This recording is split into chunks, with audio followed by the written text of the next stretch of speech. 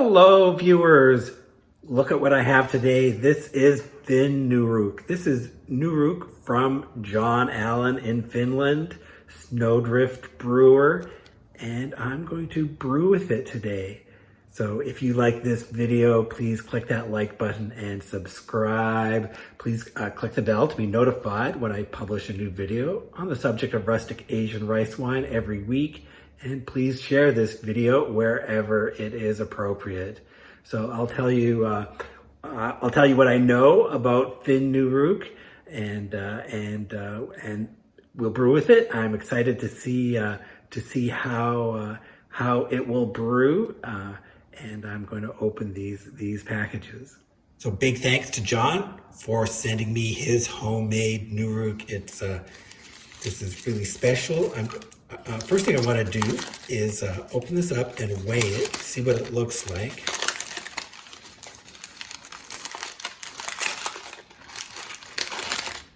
Okay, so this ball, it feels very dry and hard, and it weighs 92 grams. Let me tell you what John told me about his nuruk. This is his second batch of wheat nuruk, and he made it by soaking organically grown wheat overnight, and he processed this wheat so that it would make these balls. He inoculated his nuruk with pine, spruce, and juniper, and a bit of dried mugwort. He let it ferment for 1 month at the higher temperature, 35 to 40 degrees Celsius. And then he hung it outside to dry for another month. And he said he did not observe any mold growth on the outside, but that happened before for him, and it worked well for brewing. And the FINNURUK name is that's the name he chose to represent his nuruk made in Finland with ingredients from Finland. And while he was visiting the U.S., he mailed me these 2 nuruk balls. A real treat to receive such a gift. What I'm going to do is crush one of these balls. See what it looks like inside, and yeah, and it does have a fairly strong odor. It does smell like nuruk, but it's so let's break it up.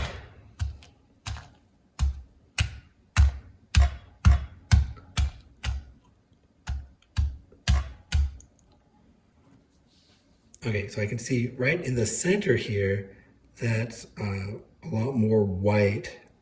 That's definitely evidence of the kind of mold that we want for nuruk.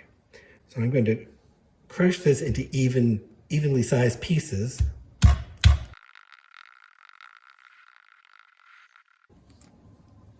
So what I'm going to do now is put this in the sun.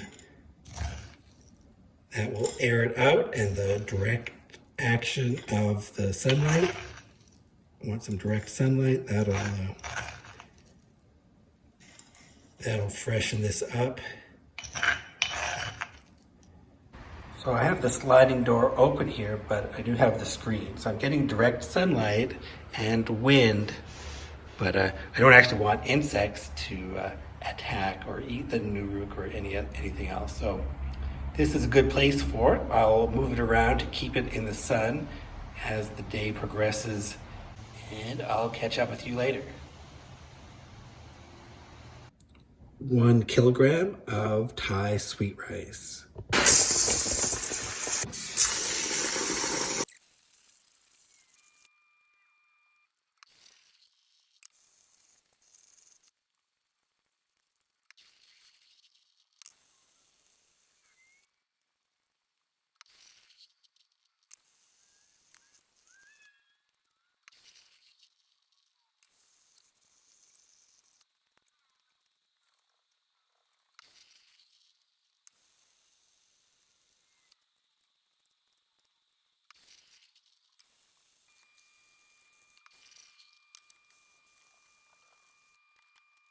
And I'll let this soak for 3 hours.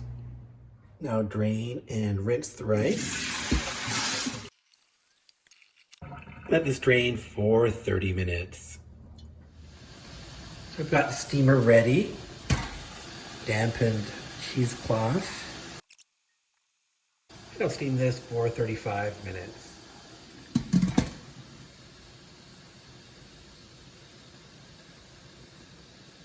So while we're waiting for the rice to steam, let's prepare the nuruk, the FINNURUK. We're going to add 200 milliliters of water and half a teaspoon of wine yeast. And I'll stir this and set it aside. Okay, it's been 35 minutes.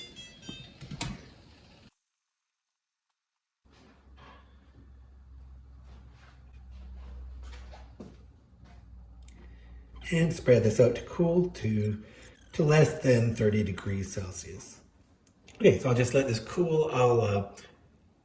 I'll mix this up a bit in the middle just to help it cool a bit more, but it'll take about an hour to cool down. Okay, the rice is cooled down. Now we can just put it in the jar.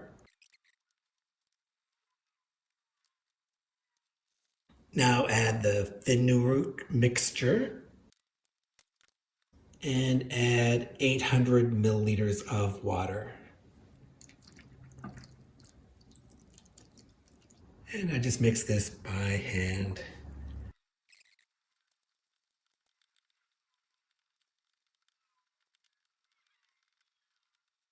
Close the lid loosely. Into the cabinet it goes. It's been about 12 hours.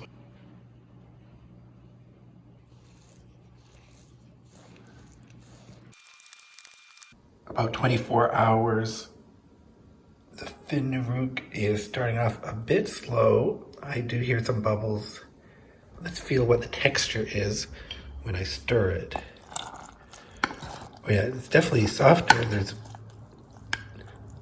liquid even at the top here, so interesting. So it is very easy to stir. And I do hear some slow bubbles, so something is happening.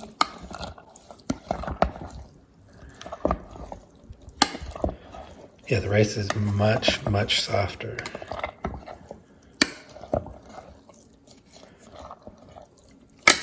Now it is a little bit cooler in the house right now, so that could be why fermentation is starting off slower for this one. 36 hours. There's definitely a layer of liquid at the bottom. And I hear slow bubbles.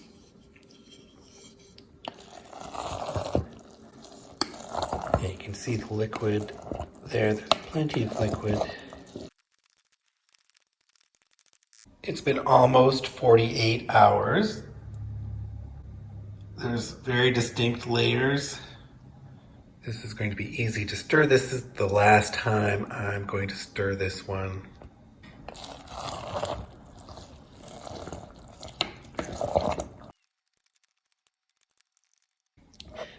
I should mention the aroma.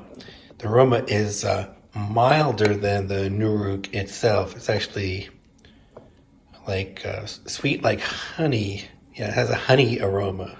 So pretty interesting. It's day 3. And it's still quietly bubbling. It's day 4.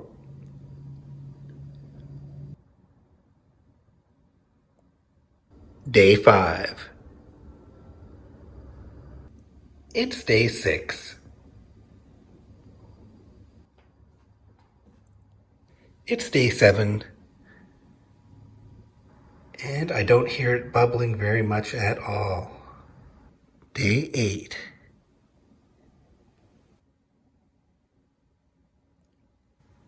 I'm going to filter today. So I boil my nylon filter bag. And if you're interested in any of the equipment I use, please see the description. Stir this up, make sure nothing sticks to the bottom.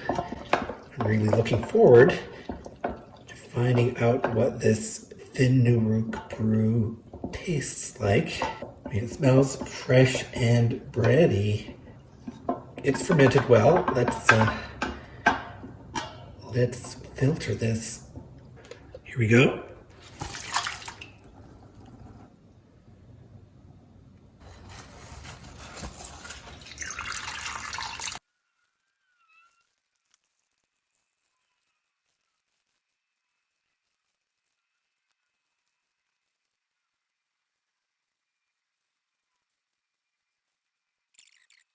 So this is 323 grams of jjigae. And I will make a bonus bowl with this in a minute, but first, let's put this in the bottles.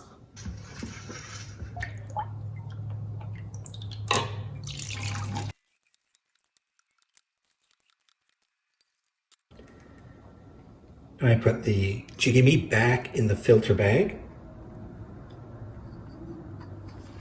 And I'll add 200 milliliters of water, just cold water.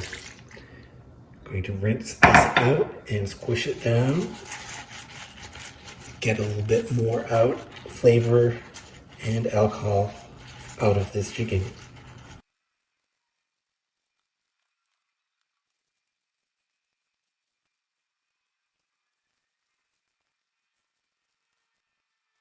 Now, after the bonus bowl, it's 252 grams, and it feels pretty dry. And I'll taste these in a few days. I'll drink this bowl right now. This tastes nice and fresh. It is tangy. It has that, there's not a heavy nuruk taste to this. This is quite light, and there's some sweetness in there too. Citrus kind of acidity. Yeah, so this is nice like this. This is obviously more diluted than what I bottled first. So this has a great flavor. It's fresh and light, and it obviously fermented well. I want to give credit to John Snowdrift Brewer for giving me his homemade nuruk. It's so special, and I'm really glad I got to brew with it. We're gonna taste these in a few days, and I'll have more to say then. So it's been 3 days. Take a look at how this brew has settled in the fridge, and it's settled well, and the sediment is very soft. The chongju layer is quite golden in color, and the sediment layer is very soft. It'll be easy to mix this up and taste it. So it was ready. It was almost ready to self-mix, and I've tasted a little bit already. It has a fruity, like a citrus flavor to it.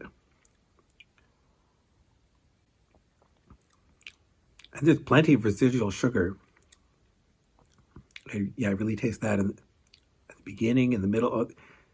That seems unusual. And it's very smooth. There's no bitterness. So normally for a single stage brew, and it's only been 3 days after bottling, I would expect some harshness or some bitterness, but this is just very sweet and smooth. I don't think the alcohol content is as high.